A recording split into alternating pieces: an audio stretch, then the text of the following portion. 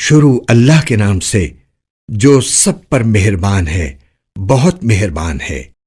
الف لام میم۔ کیا لوگوں نے یہ سمجھ رکھا ہے کہ انہیں یوں ہی چھوڑ دیا جائے گا کہ بس وہ یہ کہہ دیں کہ ہم ایمان لے آئے اور ان کو آزمایا نہ جائے؟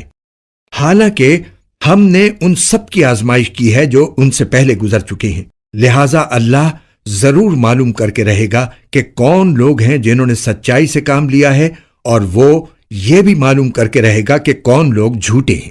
جن لوگوں نے برے برے کام کیے ہیں، کیا وہ یہ سمجھتے ہیں کہ وہ ہم سے بازی لے جائیں گے؟ بہت برا اندازہ ہے جو وہ لگا رہے ہیں۔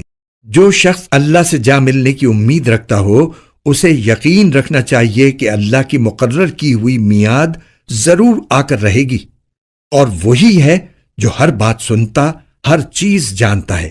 اور جو شخص بھی ہمارے راستے میں محنت اٹھاتا ہے، وہ اپنے ہی فائدے کے لیے محنت اٹھاتا ہے۔ یقیناً اللہ تمام دنیا جہان کے لوگوں سے بے نیاز ہے۔ اور جو لوگ ایمان لے آئے ہیں اور انہوں نے نیک عمل کیے ہیں، ہم ان کی خطاؤں کو ضرور ان سے جھاڑ دیں گے، اور جو عمل وہ کرتے رہے ہیں ان کا بہترین بدلہ انہیں ضرور دیں گے۔ اور ہم نے انسان کو حکم دیا ہے کہ وہ والدین کے ساتھ اچھا سلوک کرے، اور اگر وہ تم پر زور ڈالیں کہ تم میرے ساتھ کسی ایسے معبود کو شریک ٹھہراؤ جس کے بارے میں تمہارے پاس کوئی دلیل نہیں ہے، تو ان کا کہنا مت مانو۔ میری ہی طرف تم سب کو لوٹ کر آنا ہے، اس وقت میں تمہیں بتاؤں گا کہ تم کیا کرتے رہے ہو۔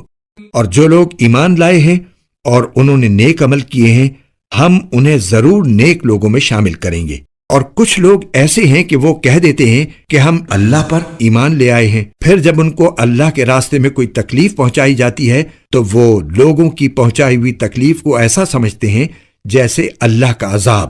اور اگر کبھی تمہارے پروردگار کی طرف سے کوئی مدد ان مسلمانوں کے پاس آ گئی ہے تو وہ ضرور یہ کہیں گے کہ ہم تو تمہارے ساتھ تھے۔ بھلا کیا اللہ کو وہ باتیں اچھی طرح معلوم نہیں ہیں جو سارے دنیا جہان کے لوگوں کے سینوں میں چھپی ہیں؟ اور اللہ تعالیٰ ضرور معلوم کر کے رہے گا کہ کون لوگ ایمان لائے ہیں، اور وہ ضرور معلوم کر کے رہے گا کہ کون لوگ منافق ہیں۔ اور جن لوگوں نے کفر اپنا لیا ہے، انہوں نے ایمان والوں سے کہا کہ ہمارے راستے کے پیچھے چلو تو ہم تمہاری خطاؤں کا بوجھ اٹھا لیں گے، حالانکہ وہ ان کی خطاؤں کا ذرا بھی بوجھ نہیں اٹھا سکتے، اور یہ لوگ یقیناً بالکل جھوٹے ہیں۔ اور وہ اپنے گناہوں کے بوجھ بھی ضرور اٹھائیں گے، اور اپنے بوجھ کے ساتھ کچھ اور بوجھ بھی۔